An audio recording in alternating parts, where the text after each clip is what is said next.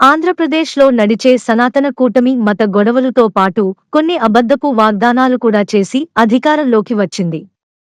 వాటిలో మొదటిది నిరుద్యోగ యువతకు నెలకు 3,000 ఇస్తాను అని చెప్పడం మరియు 5 సంవత్సరాలలో 20 లక్షలు ఉద్యోగాలు ఇస్తాను అని చెప్పడం. అయితే గత వారంలో మంత్రులు మీటింగ్లో కేవలం 1,000 మాత్రమే, అది కూడా డిగ్రీ చదివిన వాళ్లకే ఇస్తామని మరియు 22 నుంచి 35 వరకు సంవత్సరాల వాళ్లకే ఇస్తామని అని గత 2018లో పెట్టిన స్కీమ్నే ఇప్పుడు ఇవ్వాలని ఆలోచిస్తున్నట్టు తెలుస్తుంది. 2018లోనే 12 లక్షల మందికి 2,000 నిరుద్యోగ భృతి ఇస్తామని, ఇప్పుడు 2024లో 10 లక్షల మందికే అది కూడా ₹1,000 ఇవ్వొచ్చు అని ప్రొఫెసర్ రమేష్ అనుమానం వ్యక్తం చేశాడు. నిజానికి ఆంధ్రప్రదేశ్లో కేంద్ర ప్రభుత్వం పార్లమెంటులో చెప్పిన ప్రకారం 4.7% మాత్రమే నిరుద్యోగ రేటు ఉంది అని చెబితే, అదే కేంద్ర ప్రభుత్వం నడిపే టీడీపీ నారా లోకేష్ లింక్డ్ఇన్లో రాసిన ఒక ఆర్టికల్ ప్రకారం 40% నిరుద్యోగత ఉంది.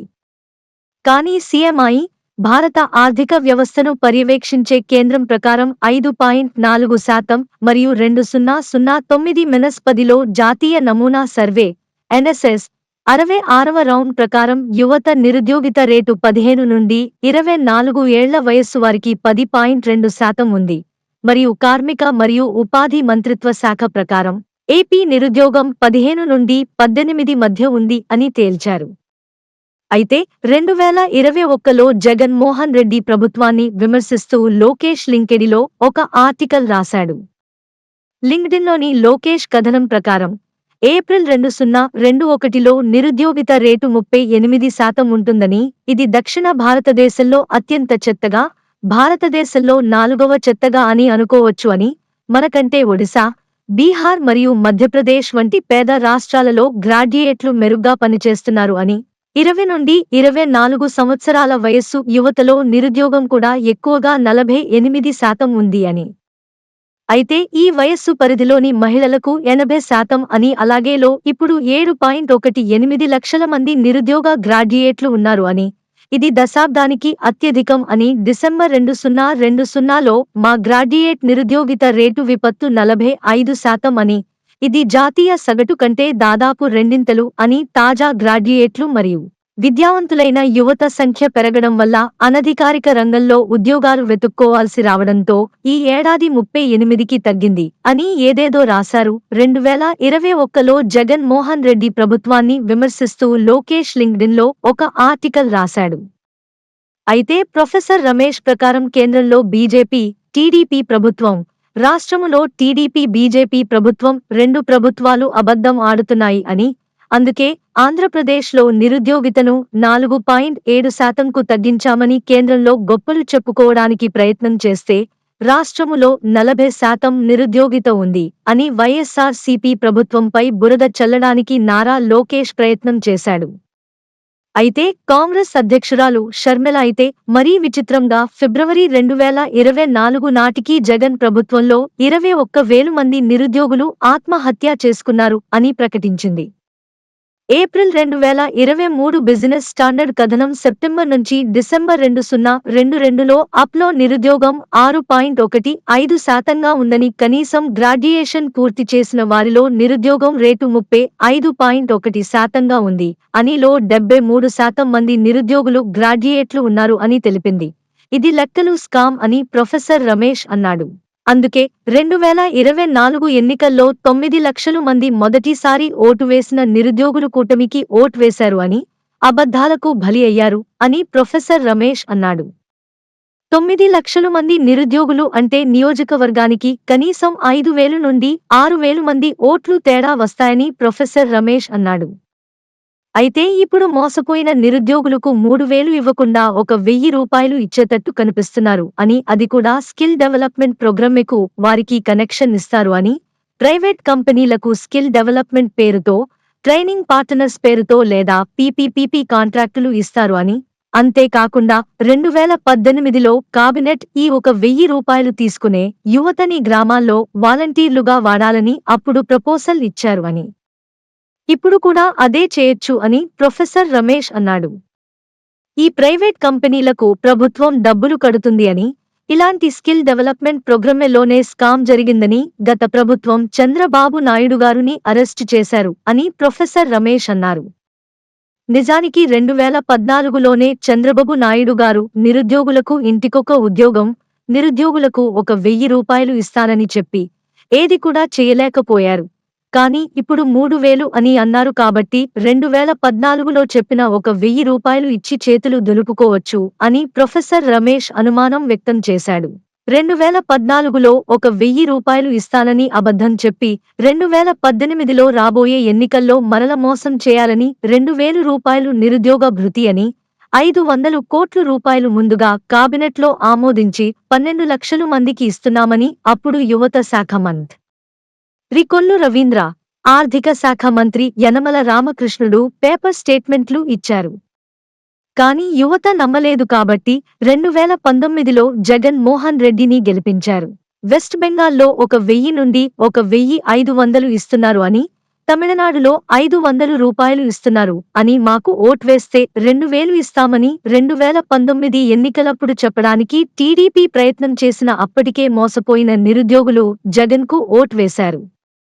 అయితే 2019లో గెలిచిన వైఎస్ జగన్ మోహన్ రెడ్డి ప్రభుత్వంపై మరల యువతను ఆధారంగా రాజకీయం చేసింది కూటమి ప్రభుత్వం. జగన్ వైఎస్ఆర్ ఆదర్శం స్కీమ్ పేరుతో నిరుద్యోగ యువతకు ఏమీ చేయలేదు అని, మోసం చేశాడు అని ప్రచారం చేశారు.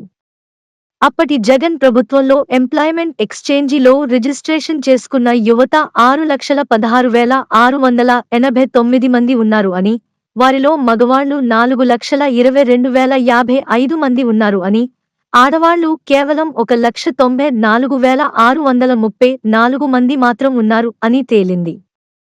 అయితే ఎంప్లాయ్మెంట్ ఎక్స్చేంజిలో నిరుద్యోగులు అందరూ రిజిస్ట్రేషన్ చేసుకోకపోవచ్చు అని, కాబట్టి నిరుద్యోగులు 10 లక్షలు పైనే ఉండొచ్చు అని ప్రొఫెసర్ రమేష్ అన్నారు.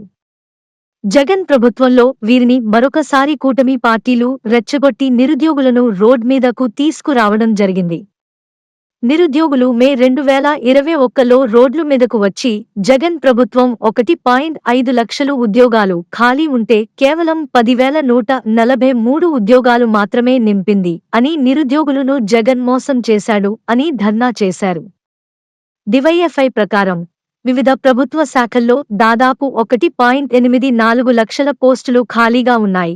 అయితే జూలై 2022 వరకు 10,143 పోస్టులను మాత్రమే భర్తీ చేశారు అని గ్రూప్ ఐ, 2, 3 మరియులో దాదాపు 2,000 ఖాళీలు ఉన్నప్పటికీ 36 ఉద్యోగాలకు మాత్రమే నోటిఫికేషన్ ఇచ్చారని, వేల సంఖ్యలో ఉపాధ్యాయ పోస్టుల భర్తీకి మెగా డిఎస్సి, జిల్లా సెలక్షన్ కమిటీ, రిక్రూట్మెంట్ డ్రైవ్లో పదే హామీలు ఇచ్చినా అమలు కాలేదని నిరుద్యోగులని రెచ్చగొట్టారు. ఉపాధ్యాయ సంఘాల లెక్కల ప్రకారం రాష్ట్ర ప్రభుత్వ పాఠశాలల్లో దాదాపు 25,000 ఉపాధ్యాయ పోస్టులు ఖాళీగా ఉన్నాయి. గ్రామ, వార్డు సచివాలయాల్లో 1.6 లక్షల ఉద్యోగాలు, 3.5 లక్షల ఉద్యోగాల భర్తీతో పాటు ప్రతి సంవత్సరం ఖాళీగా ఉన్న దాదాపు 2.3 లక్షల ప్రభుత్వ ఉద్యోగాలు భర్తీ చేస్తామని, వార్షిక ఉద్యోగ క్యాలెండర్ను విడుదల చేస్తామని వైఎస్ఆర్సీపీ తన ఎన్నికల మేనిఫెస్టోలో చేసిన హామీలను నెరవేర్చలేదు అని నిరుద్యోగులను రెచ్చగొట్టారు. గత 2 ఏళ్లలో వైఎస్ఆర్సీపీ పాలనలో 1,84,264 రెగ్యులర్ ఉద్యోగాలు, 3,99,791 అవుట్సోర్సింగ్ ఉద్యోగాలు, 19,701 కాంట్రాక్ట్ ప్రాతిపదికన ఉద్యోగాలు కలిపి మొత్తం 6,03,756 ఉద్యోగాలు భర్తీ చేశామని సీఎం జగన్ ప్రకటించారు. అయితే గ్రామ మరియు వార్డు సచివాలయ ఉద్యోగాలు మరియు గ్రామ మరియు వార్డు వాలంటీర్ల నియామకాలలో అత్యధిక నియామకాలు జరిగాయి. ప్రభుత్వం గ్రామ మరియు వార్డు సచివాలయాల్లో దాదాపు 1.22 లక్షల మందిని నియమించగా, గత 2 ఏళ్లలో సృష్టించిన అవుట్సోర్సింగ్ ఉద్యోగాల కింద 2.6 లక్షల మంది గ్రామ మరియు వార్డు వాలంటీర్లను కూడా జాబితా చేసింది. విసుగు చెందిన ఆంధ్రప్రదేశ్ నిరుద్యోగ జాయింట్ యాక్షన్ కమిటీ నాయకులు రాష్ట్ర వ్యాప్తంగా నిరుద్యోగ ఓదార్పు యాత్ర చేపట్టాలని నిర్ణయించారు. ప్రభుత్వ సంస్థల్లో ఖాళీగా ఉన్న 2.3 లక్షల ఉద్యోగాల భర్తీకి వ్యతిరేకంగా కేవలం 10,000 పోస్టులు మాత్రమే ప్రకటించబడ్డాయి. ఇలాగా ప్రతిపక్షంలో ఉన్నప్పుడు నిరుద్యోగులను రెచ్చగొట్టిన కూటమి ప్రభుత్వం ఇప్పుడు అధికారంలోకి వచ్చిన తరువాత జగన్ ఇచ్చిన డిఎస్సి నోటిఫికేషన్ను రద్దు చేసి కాంట్రాక్టు ఉద్యోగులను తీసేసి మొత్తం కలిపి 16,000 పోస్టులు ఇచ్చి దానికి మెగా డిఎస్సి అని పేరు పెట్టి నిరుద్యోగ యువతను మోసం చేశారు అని ప్రొఫెసర్ రమేష్ అన్నారు. మీరు ఇచ్చిన 16,000 పోస్టులో జగన్ ఇచ్చిన 6,000 తీసేస్తే కాంట్రాక్టు ఉద్యోగులు ఒక 2-3,000 తీసేస్తే మీరు ఇచ్చింది కేవలం 7,000 పోస్టులు మాత్రమే కదా. 7,000 పోస్టులు మెగా డిఎస్సి ఎలా అవుతుంది అని ప్రశ్నించాడు ప్రొఫెసర్ రమేష్.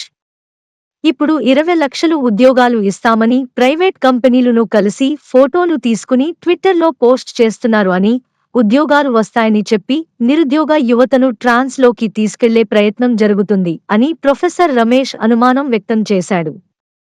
మీరు నిరుద్యోగులకు ఉద్యోగాలు ఇవ్వకుండా సనాతనం ధర్మ పేరుతో నిరుద్యోగ యువతను రెచ్చగొడితే సనాతన ధర్మం అనే డిపార్ట్మెంట్లో కనీసం ఎన్ని వేలు ఉద్యోగాలు ఇవ్వగలరు అని కూటమిని ప్రశ్నించాడు ప్రొఫెసర్ రమేష్. మీరు సనాతన ధర్మం అని ఒక ప్రభుత్వ డిపార్ట్మెంట్ను సృష్టించి ఆ డిపార్ట్మెంట్లో కనీసం 10 లక్షలు ఉద్యోగాలు అయినా ఇవ్వగలిగితే అప్పుడు యువత మొత్తం మీ కూటమి సనాతన ధర్మాన్ని ఫాలో అవుతారు అని సలహా ఇచ్చాడు ప్రొఫెసర్ రమేష్. ఈ బుల్లెటిన్ విన్నందుకు మీకు ధన్యవాదాలు. ఈ ఛానల్ను సబ్స్క్రైబ్ చేసి లైక్ చేసి షేర్ చేయండి.